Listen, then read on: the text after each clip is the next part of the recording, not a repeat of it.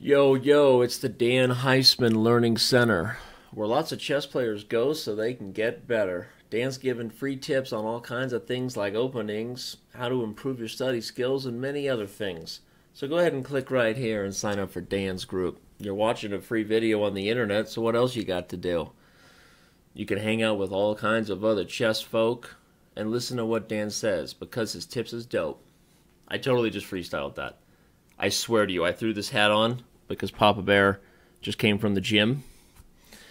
I decided to freestyle a little shout out to my boy Dan Heisman, who does give awesome tips. First Friday of every month, Q&A. I wasn't even planning on talking about that, but there you go. Let's go solve the daily puzzle so we can do this, and you're welcome for the freestyle rap. He's giving tips on stuff, on lots of chess players go so they can get whatever. I don't even remember what I said. So, giving tips on openings and many other things. All right, here we go. What do we got? We have a 3-3 2013. Well, isn't it just special that it's a mate in 3, right? What other kind of puzzle could we have on the day of 3-3? Am I right? Okay, well, I see the mate very quickly. It's a pattern we should all be familiar with. It's pretty straightforward when you know what you need to do is have a different piece on a square where one of your current piece resides, and so that's clearance, sort of. Not exactly, but traditional clearance sacrifices when you push a pawn to open a diagonal.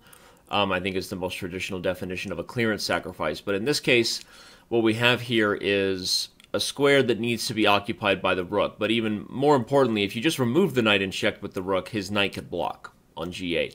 But if you remove the knight in a way that also brings into the situation another one of your pieces, or maybe a few, you might be able to really execute a mating net. So the idea here is, again, it's the things we've been practicing. Recognize what's weak about the opponent's position. Consider the hierarchy of candidate moves, which starts with checks, captures, checks, captures, tempo moves, and then within the hierarchy of the hierarchy is any move that allows your opponent the least amount of options should be first considered. So, you would.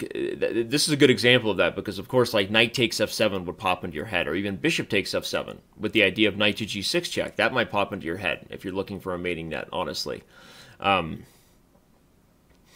Because those are moves that seem relatively aggressive and strong, and they certainly take advantage of the weak king. But in these cases, none of them are nearly as good as, of course, moving the knight to g6 check, which after f takes g6 opens up the bishop, and that allows us to use the newly cleared square on h8 for rook h8 check, followed by rook takes g8 mate. So I'm going to go ahead and do this.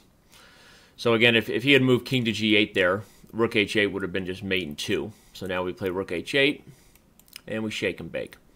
So, again, it's not that knight takes f7 or bishop takes f7 shouldn't be moves that are considered, but the other thing you might recognize is that your rook is also under attack. So, certainly that's also going to push you to consider the most forcing options. So, checks, captures, forcing moves, tempo moves.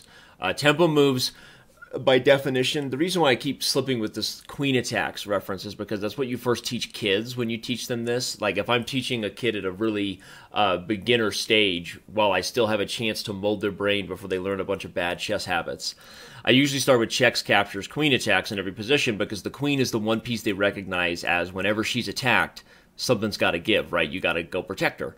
And so, but really it's checks, captures, tempo moves, which is the recognition of undefended pieces. Anytime a lesser valued piece can attack a more valued piece, right? That's a tempo move, a knight attacking a rook, that sort of thing. And then again, the hierarchy within that is always consider moves that leave your opponent with the least amount of options if possible. So bishop takes f7, knight takes h5, followed by knight g6 check would actually win black's queen, and but black's getting so much material that position might even still be pretty unclear. So there really aren't any other options that I'm going to consider here as soon as I recognize that I want to use this clearance idea to free up the h8 square, and that's what I'm going to execute. So there you go. We'll ESPN Sports Center it one more time. And for those of you who do not appreciate the urban art form, I'm talking about the urban art form back when we had, like, a Tribe Called Quest, and we had, so many... now I'm forgetting, Run DMC. I'm talking about hip-hop and rap back when it was something that, wasn't all about the bling, all right? So that's what we're talking about when we're freestyle rapping about the Dan Heisman Learning Center, where lots of chess players go so they can get better. Dan's giving tips on openings and many other things. I think that's what I said, and that's where we're going to end it. Bum, bum, bum.